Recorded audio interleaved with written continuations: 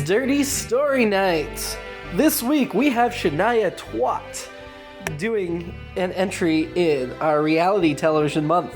Before we begin, though, we'd like to thank our parent network, It's All Been Done Presents, found at IABDpresents.com.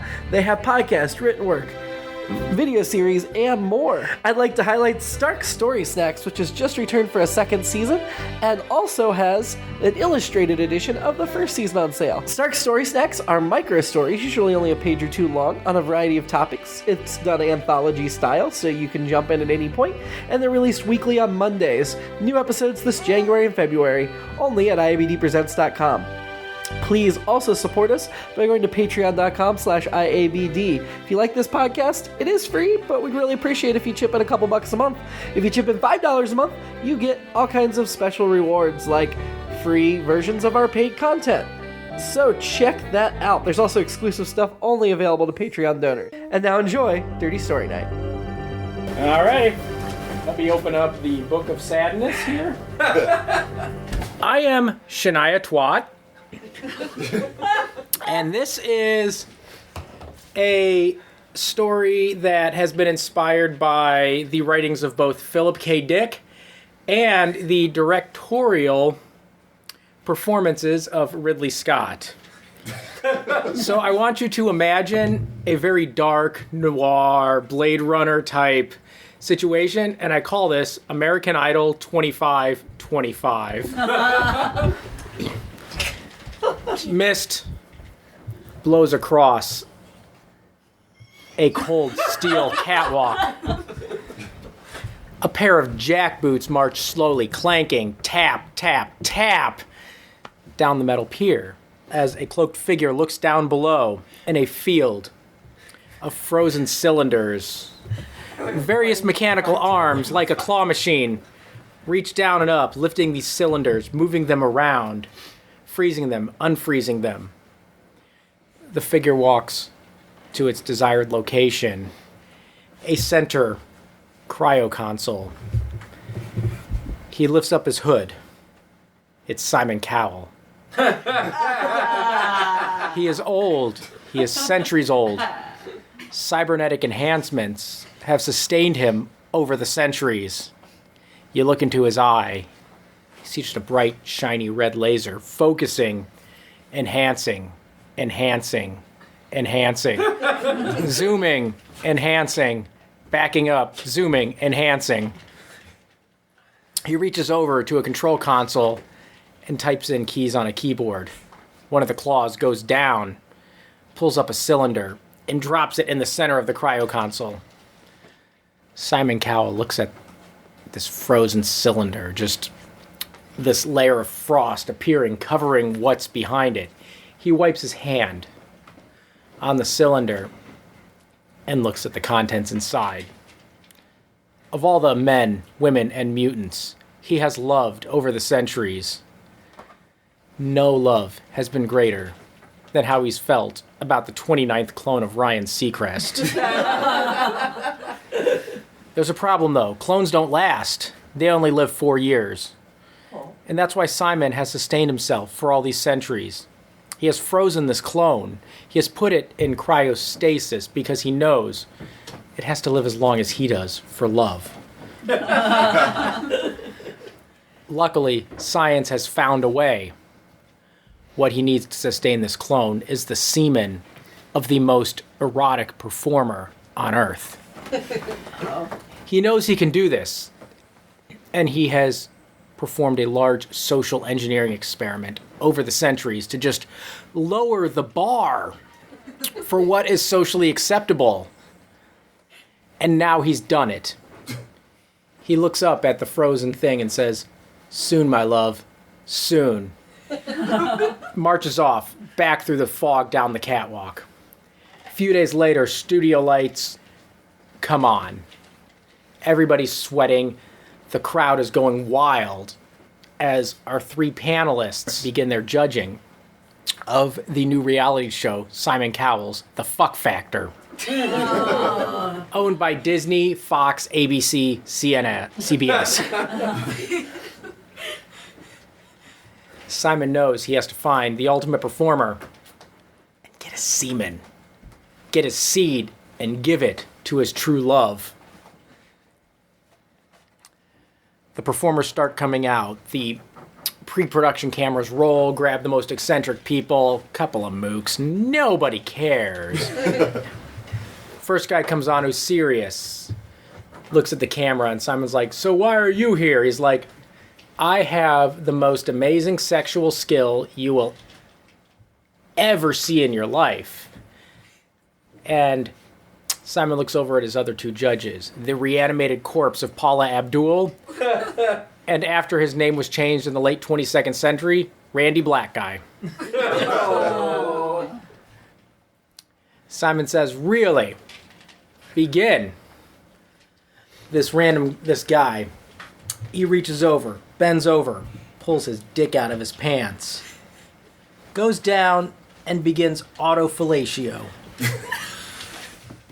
After 2 or 3 minutes of blowing himself, he releases his seed into his mouth, looks up and takes a bow. The audience goes wild. "I thought that was really touching," says the reanimated corpse of Paula Abdul.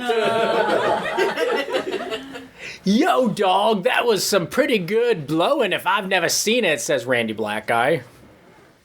Simon Cowell just rolls his eyes. "You couldn't blow yourself properly if you had all your ribs removed." But in the year 2525, contestants don't get shoot off stage. Lasers come down and incinerate the contestant. No. Part of population control. It's the future. Resources are limited. Second performers come on. It's an entire family. Simon's like, "Really?" Family's like, "We have the most amazing act that you have ever seen." It's a mother, a father, the other mother, the other father. This is the 25th century, don't judge. 2 daughters and a son. Mother 1 drops her pants and reveals her glistening 25-inch penis. It's 25-25, don't judge. Father 1 drops his pants, reveals his 6 vaginas, don't judge. And Mother 2 drops her pants, revealing her vagina that is actually a penis. Father 1 and Mother 2 begin mounting Mother 1 as Mother 2 opens up to Mother 1's second butthole and begins eating Pez candies that come out of it. This is 25-25, don't judge. The 2 daughters begin playing with each other as the son begins beating his head against a support beam holding up the studio. After 5 minutes of banging his head, the son ejaculates all over the support beam. Randy Black Guy says, "Yo, dog, that was really good. What do you call your act?" Father 2 bows and says, "The Aristocrats."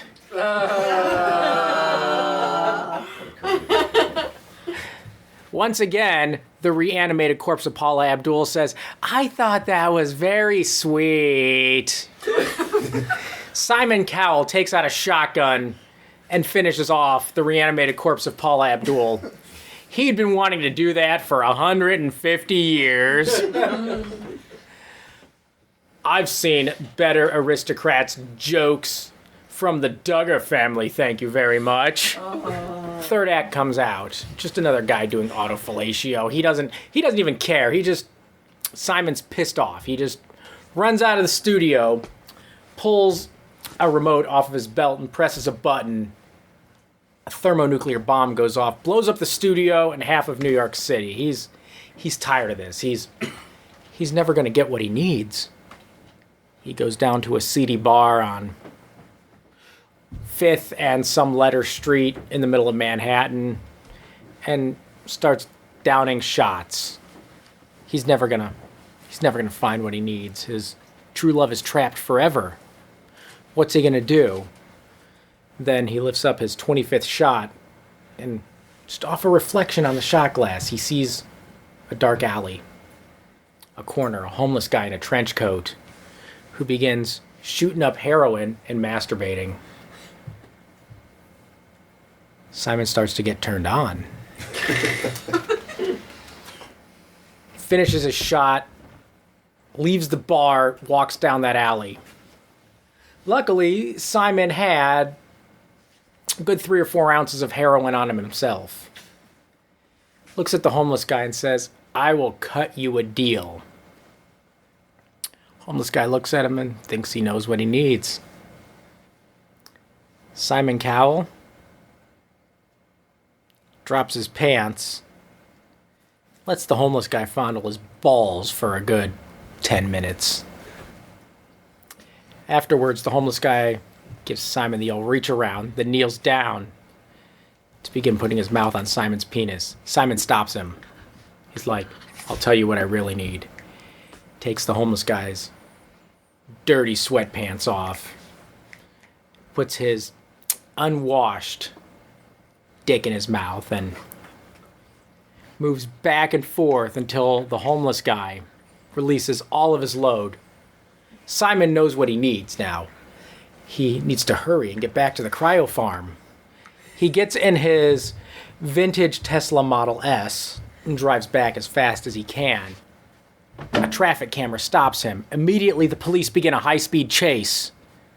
6 police cars chase him. Eventually, they run his car off the road.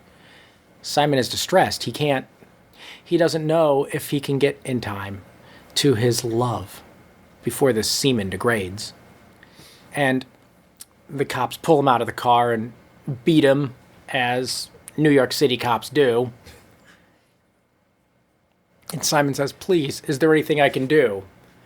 The cops look at him and say, "Mr. Cowell, you know very well that blowing homeless people was made illegal in the 21st century unless you have a license." Simon's like, "But please, is there anything I can do?"